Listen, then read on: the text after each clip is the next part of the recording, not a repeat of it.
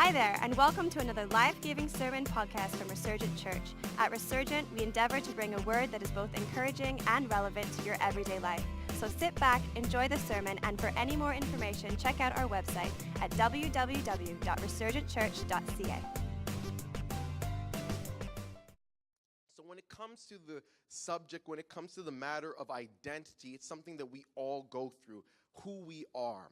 And the thing that I've come to respect and appreciate about identity is not necessarily something that I always love, but it's the fact that when our identity is challenged, it brings about something out. It brings something good, and it's something that tests us.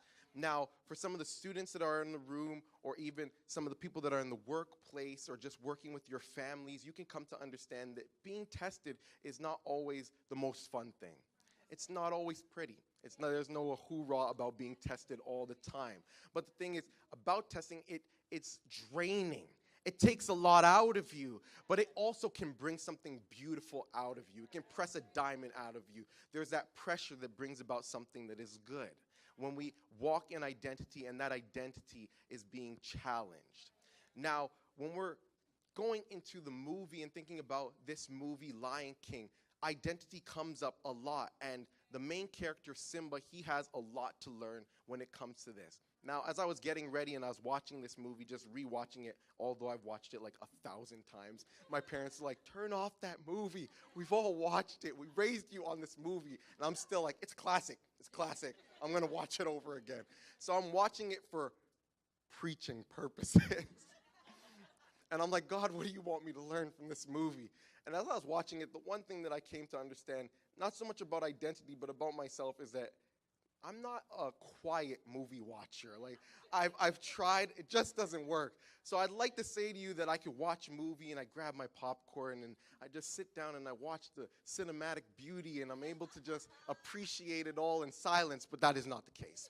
I'd like to say that I'm not talking to the characters and I'm saying, don't go down there. Why are you doing that? It's not for your good. Like, I'm trying to help you out. Like, I would like to say I'm not communicating with them like they're real. But that's not true also. I'm very expressive when I'm watching these movies. Anybody who's watched a movie with me, I'm sorry.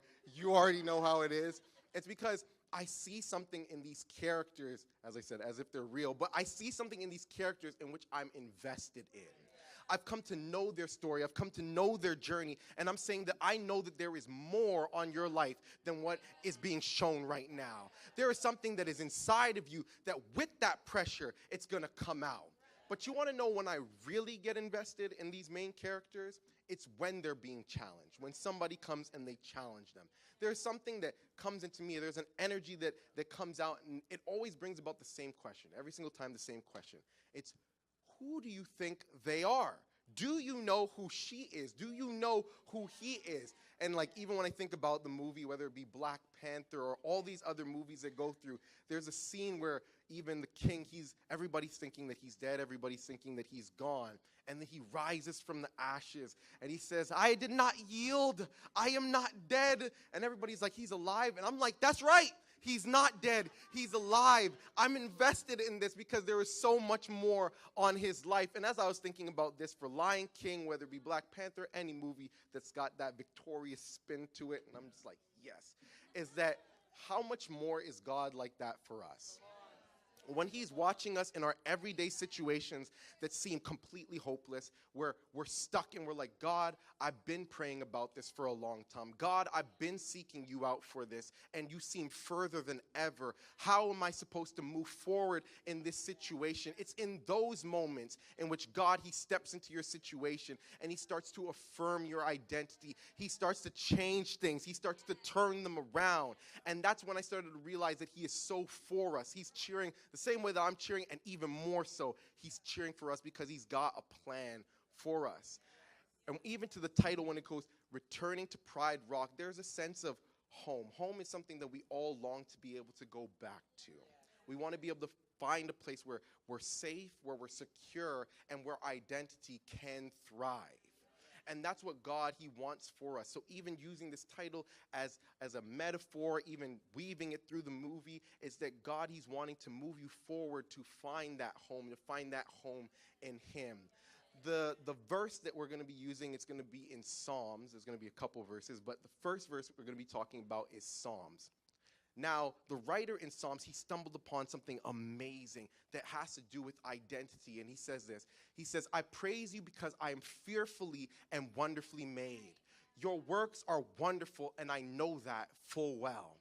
Now, when you know something full well, when you know something is good, you can't help but be expressive. You can't help but feel like you have victory because you are sure of what it is that you have. This writer, he is saying that I've come to understand that God, he's got me. I've come to understand that he's got a plan for me and that he wants wholeness for my life. And not just that, but my identity, who I am, who he's made me, is a gift. When we start relating to who we are as a gift, it starts to change the way that we move through life. So even jumping into the movie Lion King, I'm going to give you a little bit of a backstory when it comes to the story of Lion King if you haven't seen it. But I'm sure everybody's seen it. But if you have not seen it, here's how it goes. So it starts off with Simba, the young cub. He's up and coming. He's soon to be king of Pride Rock. There's going to be a picture of Pride Rock and what that looks like. You'll see it soon. It's a huge rock in the middle of the savannah in which the royal family, they live. And he's confident. He's sure of who he is. His identity is not shaken. And he's not shy. And he goes scenes in showing this to you. There's a specific scene where he even sings a song. And he's like, oh, I just can't wait to be king. So you can see, I've watched it one too many times. But he is so confident about who he is and who he's going to be, because he sees a future for himself. So he is spending the majority of his days where he's underneath his father. He's learning lessons. He's going on adventures. His father's name is Mufasa. Now, to know Mufasa is to love him because he's strong, he's wise, and he's always willing to lay down his life for his son and for anybody else who is inside the kingdom. That is so like Jesus. He comes down into our situation, sees us, and he's willing to lay down his life. He did lay down his life, and he did it because he saw a purpose. He saw a future for us, that identity that he wanted to come back to reclaim. Now, unfortunately, as Simba is going through his young life, there comes a moment where Mufasa, he unfortunately dies. Now, it crushes Simba, and it leaves him in a place where he's broken. He's moved away from Pride Rock, literally. He's run away from his home. He's run away from the place in which he was destined to reign, where he was destined to be able to live out his identity in full expansiveness.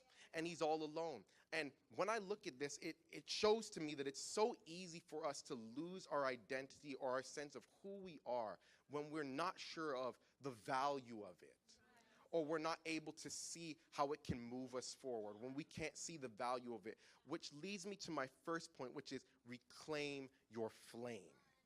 Now, I was talking to some people after. They're like, reclaiming the flame. What's the flame? Is that the identity? Yes, I'm just confirming the flame is your identity, reclaiming your sense of identity. And when I'm watching Simba, he's so in need of reclaiming his identity, reclaiming that flame. But when we're going through this process, one of the things that can be so often apparent is that there are blockages in us wanting to find out who we are. Sometimes it can be comparison. You're looking at somebody else's gift in the way that they are fearfully and wonderfully made, and you're wishing that that could be you. You're wishing that I had that gift, or you're comparing your story with somebody else's story. If I was in this position, if I was in their position, then I would be able to move so much further. Just the comparison can be the thing that blocks things. And sometimes it can be our past. There's so many things that can stand in the way of us being able to walk in our identity and reclaim who we really are. Now, the two observations that I wanted to be able to make and to be able to submit for us today is that in order for us to be able to reclaim that flame, in order for us to be able to step into who we really are, we have to be able to receive who made us and who we were meant to be. So believing that, God, you made me and you made me for a purpose. Now, the thing about believing is that it's so needed because sometimes our sight can be the thing that it's faulty. It has limits. When we go blind in moments where it be a situation where we're wondering for a new job, we can't see our way through it. If we were to see our way through it, then we would be over. But it comes down to our faith, because our faith is something that allows us to see past what is just our current situation, but it's so much further. God gives us eyes to be able to see what could be, not what is just there. And that's why it's so important for us to be able to have faith. Our faith, it allows us to not be stunted, but to be able to be propelled forward. There we go, propelled. So, and Simba, he is so, amen. And Simba, he's so in need of being able to do this. So he has different people that he's meeting, like his friends Pumbaa and Timon. They're his compadres, they're his pals that he meets along the way. He still doesn't come to the point where he's completely understood who he is, but they help along the way. But when you're able to understand who it is that's made you and that he's made you for a purpose, it allows you to start the process of moving forward. Which leads me to my next point, which is taking your place, reclaiming your place. So your place, your sphere, is something that God has given to you. And the Bible verse that I even wanted to put together with that is inside Philippians, which is that I can do all things through Christ who strengthens me. I remember this is my life verse that my mom and my dad that they gave me when I was a kid. They were saying that each one of you guys are going to get a life verse. We're like, what is a life verse? And like, I'm going to tell you. A life verse is something that you can carry all throughout your life. That's the one that you go to whenever things are getting rough. You always get to be able to pinpoint where that was. So my life verse was, I can do all things through Christ who strengthens me. In the middle of a test, I can do all things through Christ who strengthens me. When I'm playing a game with somebody who's so much bigger than me, and I'm like, I can do all things through Christ who strengthens me. Lord knows I need Christ, because I can't do this in none of my own strength. But that verse, it's so important when it comes to taking your place, because God, he's there to remind us that he's in the middle of our situation. Right when we're thinking that we're by ourselves, like Simba was, when he was thinking that he was all alone, God is saying that I'm stepping into the situation and I'm going to be able to bring about change. Now, there's this scene where Simba, he's wrestling out his identity. He's come to the breaking point. Now, there is something so powerful about the breaking point, because right when we think that everything is lost, I can't do anything else, the whole situation is over, and I'm just about to be done. This is when God, he steps in most powerfully, because he's saying that when you are weak, I will be strong. Where you can't pick up the pieces, I will. I will step into your situation, and I will put the super on your natural. And he is in this situation where he's come to a point where he's beating up on himself, and he's now starting to deal with the things that were going on in his life. He's dealing with the passing of his father. He's dealing with the fact that he's left his home. He's left Pride Rock, and he's starting to just process through it all, and he's beating up on himself. He's saying, I can't go back. I can't reclaim the past. I can't do anything about it. What am I going to do? To the point where it just brings him down to his knees, and he's laying on a log, and everything is peaceful. He's reflecting in his mind. And then all of a sudden, as he's looking into the reflection of the water, there's this pebble that drops into the water and disturbs everything. And he hears something off in the distance, and it's this character named Rafiki. Now, Rafiki is off in a tree. He's my favorite character. But Rafiki's off in the tree, and he's saying, Asante sa, squash banana, na, na, na, na, na, na. And to somebody who's grieving, this is not what you want to hear. He's saying, you crazy monkey. He starts to walk away, and Rafiki starts to follow him. He says, could you quit it? Could you stop that? He said, I can't. It's a great song. He said, what does it even mean? He said, it means that you're a baboon, and I'm not.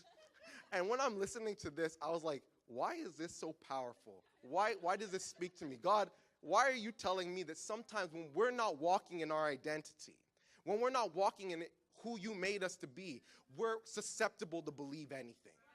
You fall prey to a job loss, and all of a sudden, I'm a failure.